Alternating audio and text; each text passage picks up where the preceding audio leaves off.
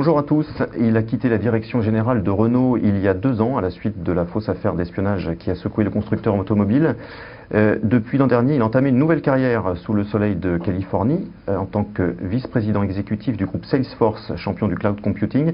Sa mission est de développer les activités de cette entreprise dans le domaine automobile. Bonjour Patrick Pellata. Bonjour. Vous vous êtes installé à San Francisco avec votre famille depuis 1 an maintenant. Avec votre regard d'expatrié, comment voyez-vous la France quand vous revenez ? Grise, hein. Il n'y a pas que le mauvais temps. Et je dirais grise de façon pas complètement compréhensible, parce que la France a toujours plein d'atouts, les choses n'ont pas changé. Et on les voit mieux quand on habite à l'étranger. On les voit mieux quand on habite à l'étranger, c'est probablement vrai. On voit aussi beaucoup de Français en Californie, des gens pleins d'idées, qui ont une très bonne formation. Salesforce a acheté des entreprises françaises, ça veut dire que elles sont là, elles ont été créées, elles se sont développées. Je pense que la France a beaucoup d'atouts et n'a pas encore trouvé la magie pour mettre tout ça ensemble avec une très grande dynamique.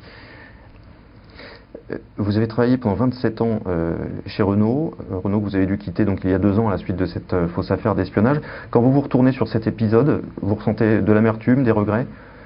Non, j'ai des regrets forcément. Quand je reprends l'affaire, on aurait pu prendre des décisions différentes et ça aurait changé beaucoup de choses, mais ça ne sert pas à grand chose de se retourner sur son passé, sauf pour en tirer des leçons pour soi-même, ce qu'on a appris des organisations, des hommes, donc ça je l'ai fait. Et puis je regarde plutôt ça maintenant comme pour moi ça a été une opportunité pour changer, pour voir des choses différentes et des choses passionnantes. Donc, Oui, parce que la page Renault est tournée, mais pas tout à fait celle de l'automobile, puisque chez Salesforce, je le disais en vous présentant, vous êtes chargé de développer des activités dans ce domaine.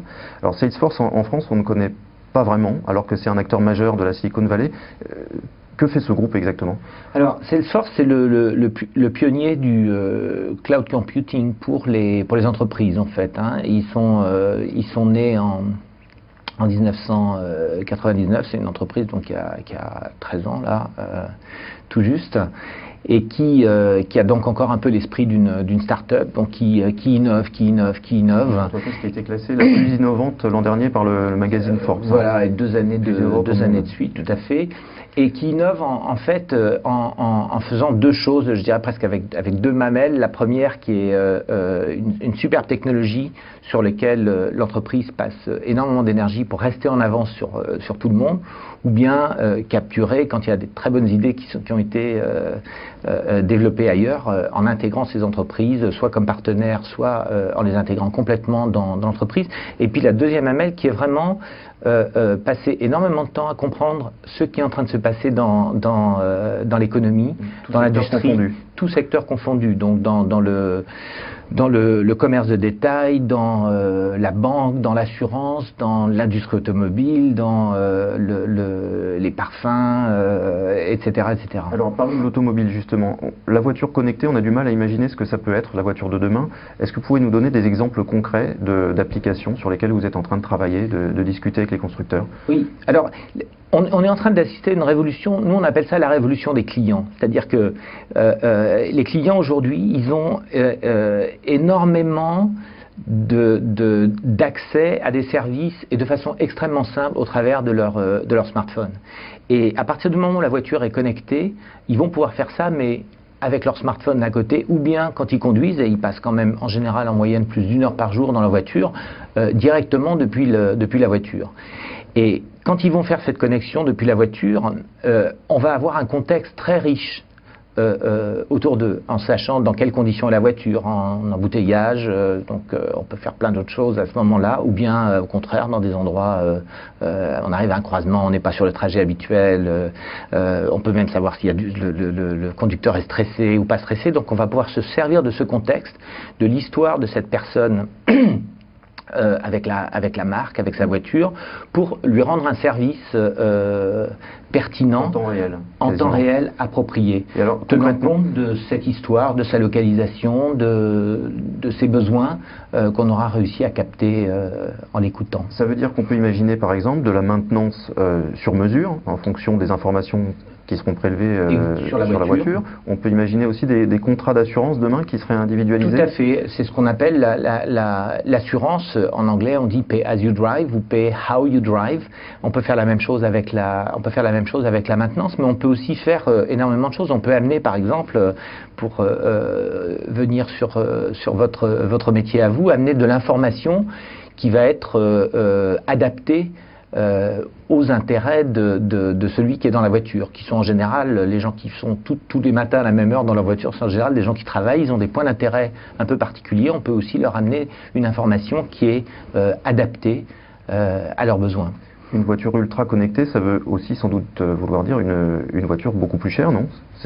Non, parce que ça c'est une grande leçon je dirais de l'informatique et de l'électronique, c'est les économies d'échelle, ils sont fantastiques. Et le cloud computing, c'est une économie d'échelle où on met toutes les applications sont en fait dans le cloud, c'est-à-dire elles existent de façon unique, tout le monde utilise les mêmes briques, je dirais, de composants. Moi j'appelle ça des pièces de Lego qu'on est capable de connecter entre elles. Donc c'est une énorme économie d'échelle, ce qui fait que le prix d'une nouvelle application devient aujourd'hui extrêmement petit. C'est un petit investissement. Le vrai investissement, c'est comprendre le besoin du client, le contexte avec lequel on va pouvoir lui proposer quelque chose de pertinent. Et les services dont vous parlez, on pourra en profiter via un abonnement? Ce serait ça le système standard? Le système, oui, pour le client final, tout à fait. Oui. Ou bien ça va être payé par la publicité, ce qui est le modèle d'un Google ou d'un Facebook ou d'un Twitter aujourd'hui. Alors, le monde que vous nous décrivez, ça peut aussi être une source d'inquiétude parce que c'est un petit peu Big Brother. On savait qu'on était suivi un peu partout sur Internet. Demain, ça veut dire que quand on sera au volant de notre voiture, on pourra également nous tracer où qu'on soit. Oui, alors il y a une... je pense qu'il y a une ligne à ne pas dépasser, qui est la ligne entre j'espionne et puis ensuite je harcèle, un harassement commercial, et ça, je pense que ça se retournera contre celui qui le fait.